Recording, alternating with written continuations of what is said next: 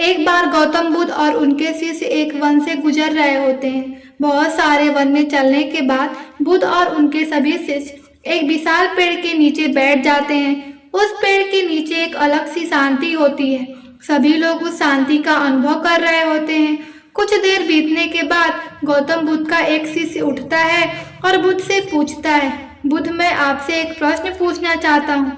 बुद्ध कहते हैं, पूछो, क्या प्रश्न है तुम्हारा? वह बुद्ध का शिष्य बुद्ध से पूछता है, बुद्ध, मैंने कभी भी आपको दुखी नहीं देखा। आपके चेहरे पर हर समय एक अलग सी मुस्कुराहट रहती है जो कि हमें भीतर तक आनंद से भर देती है। आपके चेहरे पर अलग सी चमक है जो हमें दुखों से कोसों दूर करती है। पर मैं यह जानना चाहता हूँ कि मेरे भिक्षु बनने से पहले मेरे जीवन में बहुत सारा दुख था, जिसके कारण मैं भिक्षु भी बन गया। पर मैं अभी तक नहीं जान पाया हूँ कि दुख है क्या। क्या आप मुझे बता सकते हैं कि वास्तव में दुख है क्या? बुद्ध मुस्कुराते हैं और भिक्षु से कहते हैं, दुख एक विचार से ज्यादा कुछ भी नहीं है। सभी लोग सुनकर चौंकते हैं और बुद्ध से पूछते हैं, परंतु बुद्ध, विचार तो आते हैं और चले जाते हैं, पर दुख एक बार आ जाता है तो जाने का नाम ही नहीं लेता। बुद्ध कहते हैं, मैं तुम्हें एक छोटी सी घटना बताता हूँ। एक नगर में एक धनी सेठ रहता है। उसके पास एक वफादार नौकर रहता है। वह सेठ अपने नौकर पर बहुत विश्वास करता है। वह सेठ अपने नौकर पर कभी भी किसी बात के लिए शक नहीं करता, क्योंकि उसका नौकर वास्तव में बहुत ही ईमानदार था। एक बार उस सेठ को किसी काम से बाहर जाना पड़ता है। 2-3 दिनों के बाद जब वह सेठ वापस लौटता है तो वह एक कीमती सामान लेकर आता है। वह उस कीमती सामान को अपने कमरे में बड़ा सजा कर रखता है और अपने नौकर से कह देता है, तुम्हें खास तौर पर इस चीज का ध्यान रखना है। ध्यान रहे या टूटे नहीं, यह मेरा बहुत प्रिय है। नौकर कहता है, मालिक, मैं पूरा ध्यान रखूंगा, आप चिंता ना करें। अगले ही दिन वह नौकर पूरे घर की सफाई कर रहा होता है। सफाई करते करते वह सेठ की उस कीमती चीज के पास पहुंचता है और उसकी भी सफाई करने लगता है। सफाई करते वक्त वह कीमती चीज उस नौकर के हाथ से फिसल जाती है और नीचे गिर जाती है।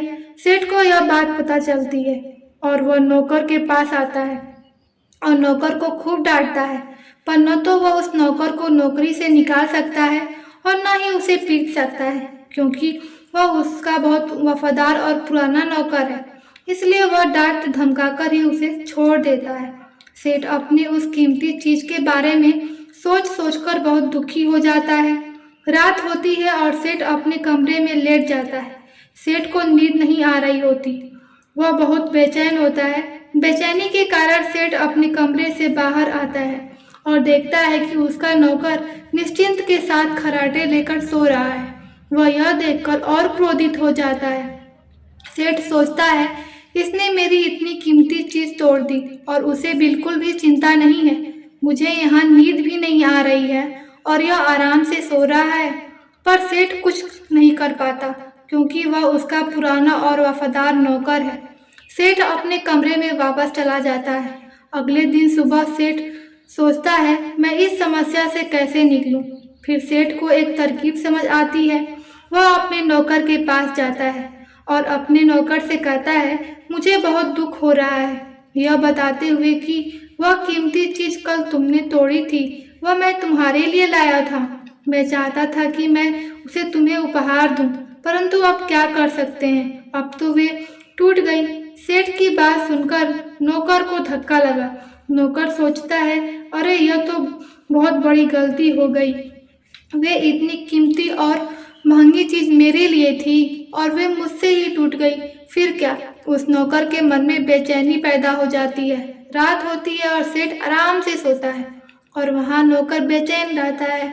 उसे नींद नहीं आती। क्यों नींद नहीं आती? क्योंकि अब उस नौकर ने उस सेठ की उस कीमती चीज को अपने आप से जोड़ लिया, इसलिए वह दुखी हो रहा है। पहले उस नौकर के मन में यह विचार नहीं था कि वह कीमती चीज मेरी है, पर अब उसके मन में यह विचार है कि अगर वे कीमती चीज न टूटती, वे मेरी होती। बुद्ध कहते हैं, दुख केवल एक विचार है और यह विचार कैसे उत्पन्न हुआ? अपने आप को किसी चीज से जोड़ने से। हम जिस भी चीज को अपने आप से जोड़ लेते हैं, उसे पकड़ने की कोशिश करते हैं वह चीज हमें दुख देती है, क्योंकि वास्तविकता तो यही है कि कोई भी चीज हमसे जुड़ नहीं सकती। हर चीज आपके पास है, आपकी है, और कुछ समय के लिए, कुछ समय के बाद वह आपसे दूर हो जाएगी। उस दूर होने की घटना को स्वीकार करें और आगे बढ़ें।